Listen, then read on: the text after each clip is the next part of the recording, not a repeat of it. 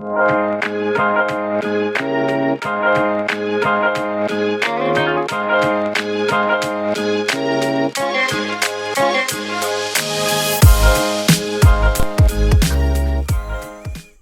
you enjoyed that. It's episode 2. Yay. That was me and Hannah looking confused.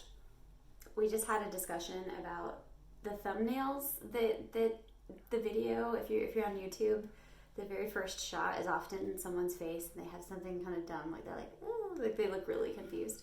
So if you're only listening to the podcast, you probably have no idea what we're talking about right now. We'll post a picture of us being confused in the show notes for you guys on the podcast. So today's episode is a basic introduction to the Enneagram system. Like, what the heck is the Enneagram? Yeah, what is this fancy word? Have you heard other people like try and say it? They're like Enneagram. the Enneagrams, that's my favorite one. Enneagrams. Like it's a graham cracker. Well, there are 9 types, so the S on the end makes sense. It does. But it doesn't really make sense with the meaning of the word. No. The word Enneagram is Greek, and the gram part stands for something that is drawn or written, and the Ennea part stands for 9. Fun fact. Hashtag fun fact. So it is pronounced Enneagram. Enneagram. Not Enneagram or Ernagram or Inudugram. I've heard all these incantations. Oh, yeah. I mean, it's a hard word to say. It is a hard word to say. And you look at it with all the E's and you're just like, oh, it just looks intimidating. I understand. Yeah. We both mispronounced it at the beginning, too. Let's all say it together. 1, 2, 3. Enneagram. There we go. Yay. Enneagram. We got it. So when we say this word, the Enneagram, that word actually is just referring to the symbol of the Enneagram. And it's the circle symbol with the lines through it. And it's not actually the numbers that are connected on the outside. The symbol itself is ancient. Super old, y'all. Mm-hmm. Like older than anybody listening to this podcast or watching this YouTube video. Probably all of our ages added up and combined. Real old. Yeah.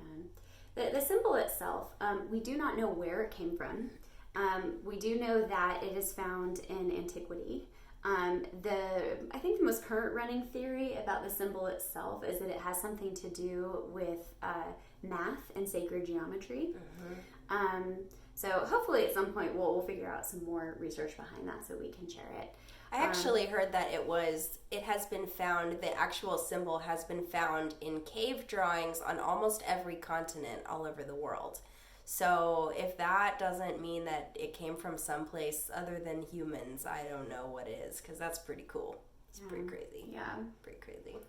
So the history of the Enneagram, at some point we started assigning the 9 numbers or the 9 personalities to the symbol itself. There's 9 points on the circle, with the number 9 being right at the top, and 4 and 5 being at the very bottom. The application of psychology and personality patterns to the system and the way that we learn it today is actually pretty modern compared to the history of the whole thing. It was in the, I believe, the 1920s when Gurdjieff was around, and Gurdjieff is known as the father of the Enneagram. The modern Enneagram, the Enneagram of personality. Gurdjieff was a really interesting dude, y'all. He was a mystic from Russia. So back then, if you kind of dabbled in anything that wasn't like really linear, then you were considered kind of crazy. And the nicer way to put that was that you were a mystic. So Gurdjieff was a Russian mystic from, cold Russia. And he actually called the Enneatypes the 9 types of idiot, which we think is hilarious, and hopefully you do too, right? So he was basically like, there's 9 ways to be an idiot in the world, and you're this kind of idiot if you're a 9, and you're this kind of idiot if you're a 1, which is really funny because, they all have their kind of like funny, weird traits, right? But Gurdjieff used to host these circles of students. By the way, another thing that's really important to note about the Enneagram is that previously it was taught only in oral tradition. So there's a reason why Hanna and I really encourage people to, while you're finding your type and you're learning about the Enneagram, try and do it in a way where you can kind of hear someone talk about it or go to a workshop and really experience learning about it in community. There's something really powerful about that. And part of, I think, why that's powerful is because traditionally the Enneagram was only taught orally. So you couldn't read a book about it. You couldn't do anything except go to Gurdjieff, the mystic's house, and sit in his living room and be taught by him. Mm-hmm. And he had some rather interesting teaching methods. One of the ways in which he taught the 9 types of idiot was he would throw these like debaucherous parties, probably had orgies, like all the drinking in all of the worlds, and who knows what other kinds of substances they were doing. But they would have these crazy, crazy parties, and he would have his students watch the guests that he invited to these parties get really trashed. It was like a freaking frat house, right? Like, he would be like, watch these people get trashed, and then you'll see their idiot type, which is hilarious to me. And so that's part of the origin of the Enneagram. That's a very, very small part of it. But anyway, Gurdjieff was part of how the Enneagram came to the Western world. And he also, he didn't just teach orally, he actually taught through dance. And the Enneagram, I know, I wish I had a video of that. I really want to see it. There's someone alive right now that knows those. Right. And if you do, contact us. I'm Hannah, so interested. Hannah and I are going to create new ones. That's going to be our next YouTube video. We'll be dancing. Yeah, I'm going to make him a dance for my type. I didn't know that. Yeah. That's really cool. I've been doing lots of research recently on the history of the Enneagram. Tell us more. And, so Gurdjieff didn't just come up with all of this on his own. He was a part of apparently some super secret brotherhood that existed. Frat party, back to antiquity, where philosophers and mystics from all around the world were sharing knowledge about the human condition. And basically, how do you, as a human, free yourself? How do you reach enlightenment? That kind of thing. And the knowledge of the Enneagram was developed from most of the major religions in the world. It has roots in ancient Greek philosophy. There's so many cool things about the Enneagram. I think that the fact that it was developed from such a diverse group of insight and knowledge and spirituality is one of the reasons why the Enneagram is so accessible. This system is taught all around the world in hundreds of different languages. And it's taught in deeply spiritual circles, in churches of people who are trying to get closer to their God, whatever they name that God. And it's also a completely secular tool. I use it for personality growth and how do I become a healthier person. So the knowledge of the Enneagram has a lot of different roots. The modern Enneagram, with the way that we teach it, which is very strictly about the 9 personalities and all their traits and everything that goes along with that, is really what we would call a psycho-spiritual model. And so the Gurdjieff shared his knowledge with the West. That's how we got it here. And then Oscar Chazo, did I pronounce that right? I don't know. Ishizo. Sorry, Oscar, we don't know how to pronounce your name. Somebody correct us. Mm-hmm. Yeah. And so he learned from Gurdjieff. Oh. And Chazo opened in Chile the Arica School. And that's where a lot of the applying the personality types and the psychology of it came from. That's so interesting. Yeah, and so there's a bit of it was a progression of the teachers. So it was Gurdjieff, and then Echazo, and then Claudio Naranjo came after Echazo. And He's one of our favorites. And he studied at the Eureka School. That's so cool. And actually, fun fact, our teacher, Dr. Lissa Friedman, studied at the Eureka School in the 60s or the 70s as well.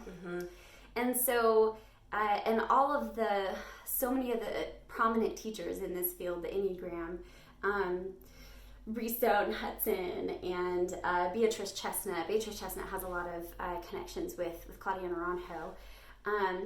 All of these people are therapists or psychologists or trained in mental health. Some kind of healer. Yeah. Some kind of healing modality. Yeah. So it's really cool. Yeah. And that is the basics of the history of the Enneagram. I love that. One more fun fact. If you have a chance, I highly recommend that you draw the core symbol of the Enneagram on a piece of paper, which is a circle with a triangle in the middle, because that symbol is everywhere. So that's the core symbol of the Enneagram, and you can see it on the dollar bill, in the AA Big Book or the NA Big Book. You can see it at Harry Potter, right? So I think that it speaks to just knowing that that's the core symbol. It speaks to the reach of this system and how there's actually a good bit of research dedicated and good reason to believe that Bill W., who founded Alcoholics Anonymous, was in that original group of American mystics. I know, isn't that crazy? It's like this secret society. I know. Stuff, and nobody knows the history. I know. It's very intriguing, and I'm also kind of like, why was it so secret? Yeah, it's a good question. This is so helpful for people. It's so helpful. Yeah, maybe Why keep it a secret? I don't know. Maybe it was like a thing about, I don't know, only privileged people had access to it or something. Yeah. Those secret societies were a lot like that, you know? I read something about Gurdjieff where part of the reason why it said that he never revealed his sources of where he got this knowledge. And that part of that was to protect it from modernization, to protect it from outside influence, like something like that. If you know the history and you are a person who has really dove into this, please contact us. Yeah. I'd love to do another episode of Right? We'd love to interview you or something. That'd be really cool. Yeah. But it's a fascinating history. You know, I get the protection part too, because in the wrong hands, this information could really be damaging. That's another thing that I think it's important for us to kind of communicate to you guys, is that the Enneagram is not a weapon. It is not something that you can use against yourself or against other people to write them off, to minimize them. It shouldn't be used to belittle anybody, and that's never our intention. So I see that sometimes. I see people kind of being like, "Oh, you're a 5, so you hate humans," and stuff like that just isn't true. There are certain character traits and certain kind of generalizations that have to happen to get the information across, but it's never meant to be used as a weapon. It's meant to be used actually as the opposite, as a creative container to make compassionate observations about one another, but mostly about ourselves. I think if you're not doing the work, if you're not really looking at yourself and your own patterning, then you're not using the Enneagram. Yeah. Just saying. Yeah. Self-work is the whole point. It's the whole point. Of the Enneagram. The whole point. That's the best way to use it. Speaking of, so we're going to talk a little bit about kind of the structure of the Enneagram and how it works. Yeah.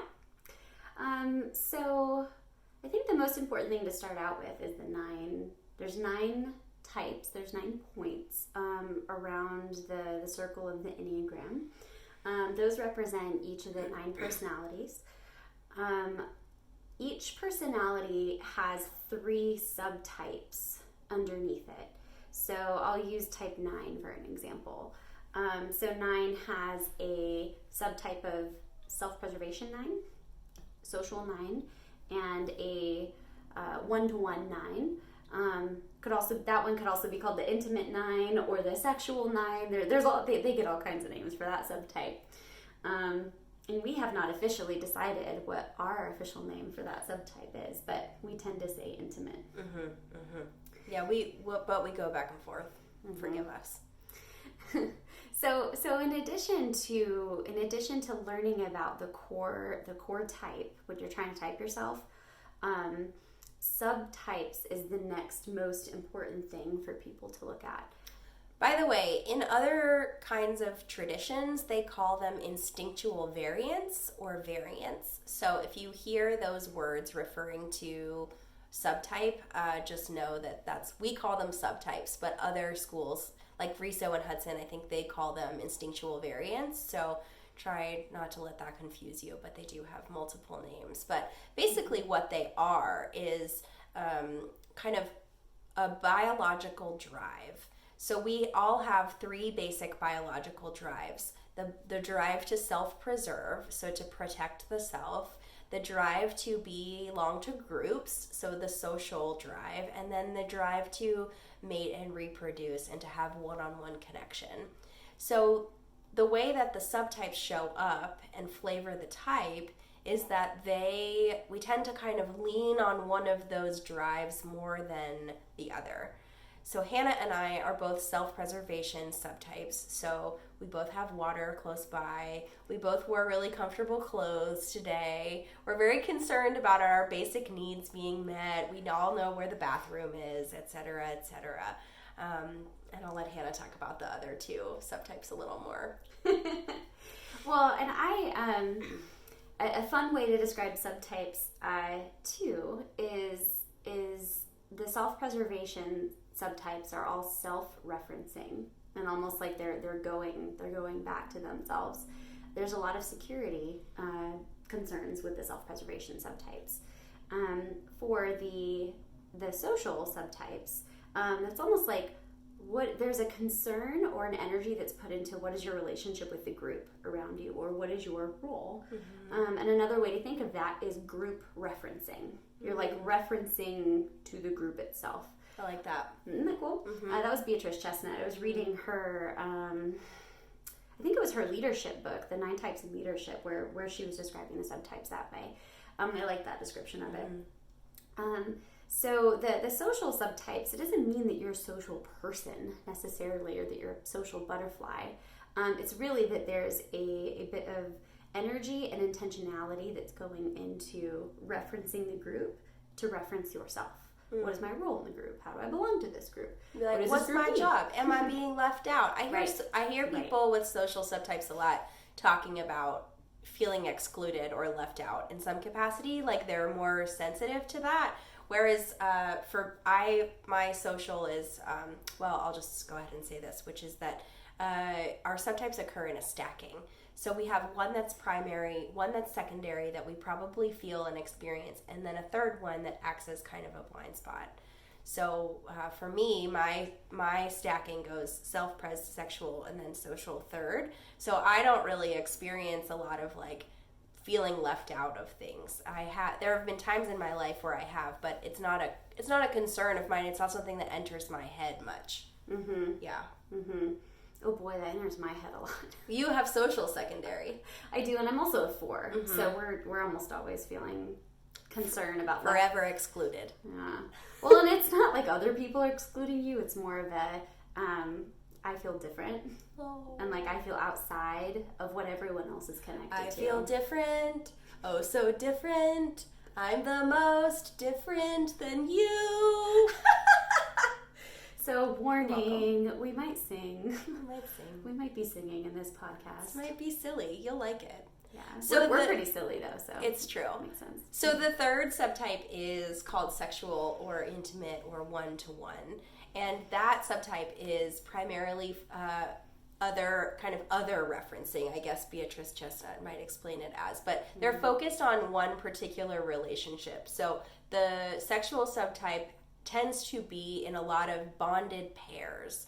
So they may have a best friend that they're really kind of focused on and really kind of honing in on that relationship. Or it may be a partner, or in childhood, a lot of times it's one parent or a pet, but they really feel most connected and most relaxed in one-on-one interaction. Mm-hmm.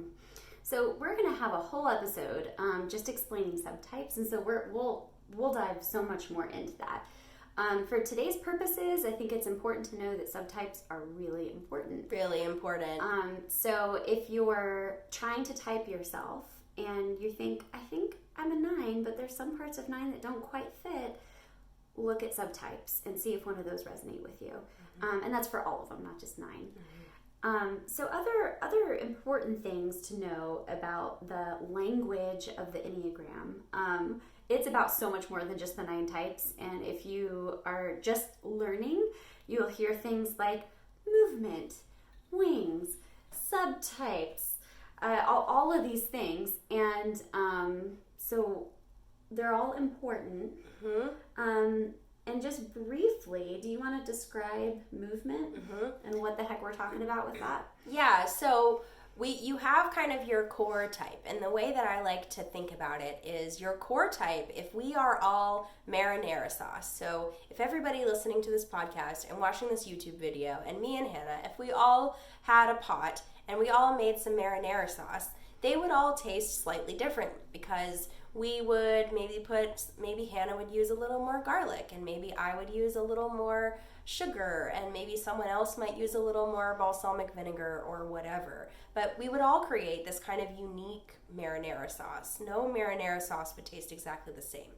However, every marinara sauce that we made would probably all have a tomato base, right? Because that's marinara sauce. So I like to think about our Enneatype kind of like marinara sauce. You have your home base, which is your type, and you are that type from the minute, according to you and I, from the minute you're conceived, and maybe even before that, until you die. You're that type forever. But that is your tomatoes, okay? That's what makes the marinara sauce. And then we have kind of these other flavors that get introduced depending on the situation, maybe something you're going through in life. Subtype is a good way to think about. It's a good way to think about like flavor.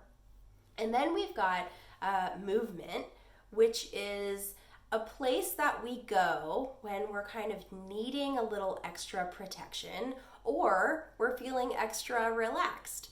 So, you wouldn't go to Michigan in January without your parka, right? It's really cold in Michigan in January. But awesome. Michigan is great. I love Michigan.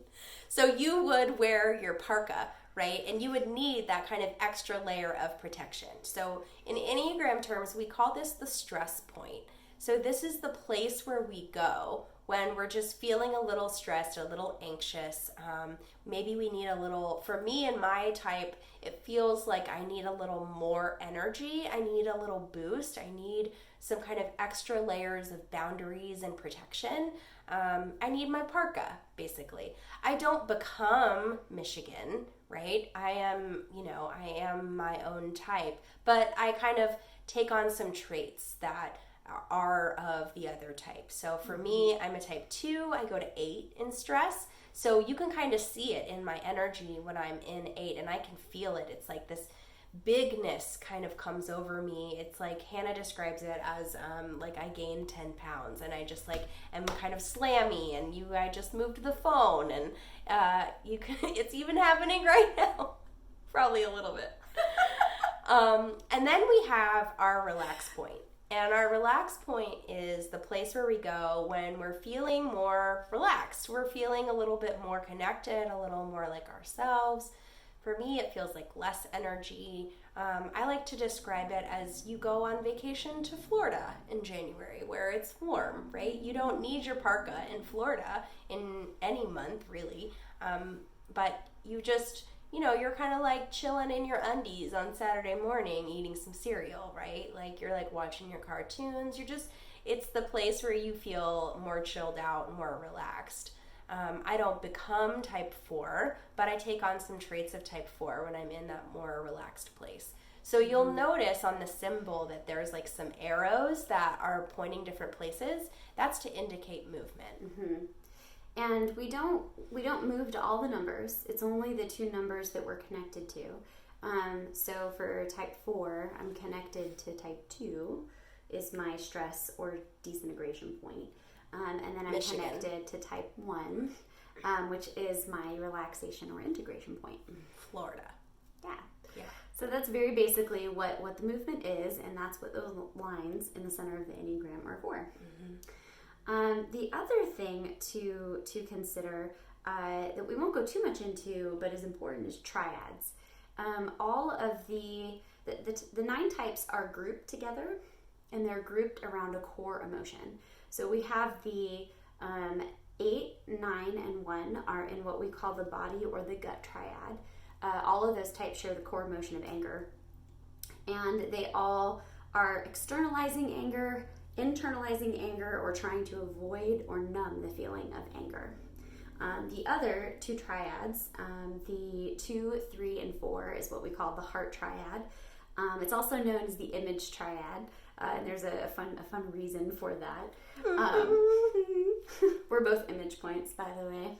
In case you can't tell, by our really shiny lip gloss. Those of you that can see us, we have on shiny lip gloss. So, and in the heart triad, they're centered around the core emotion of shame.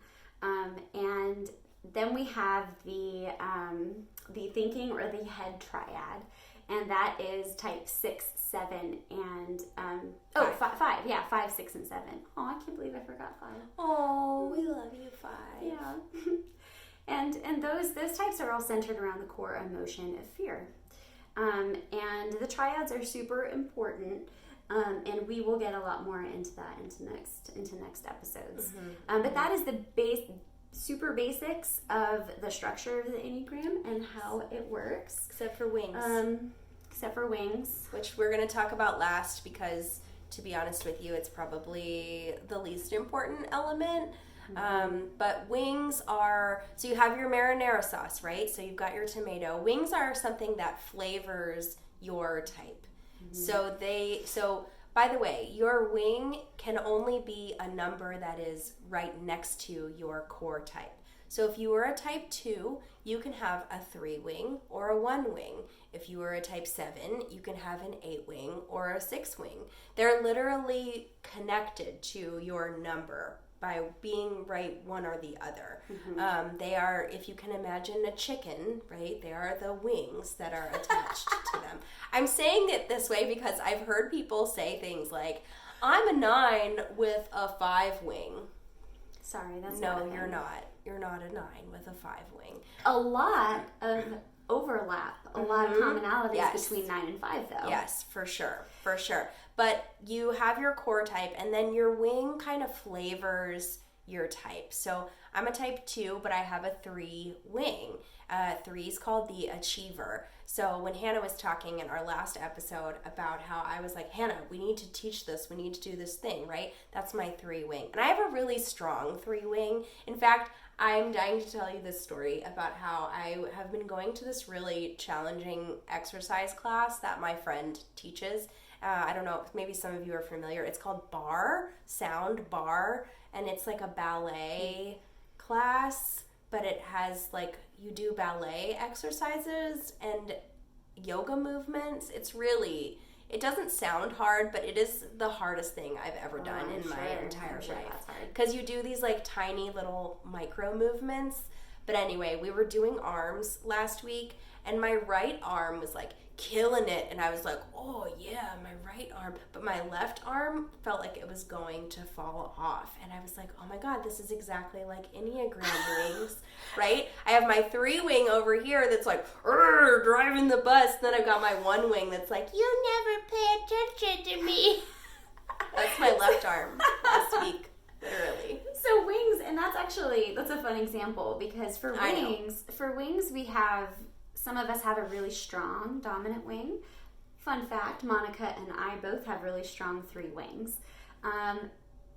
your other wing, you probably have some elements of it too. But some people have one really strong wing, or they're balanced in between. And really all the wing does is it kind of flavors the type a little more.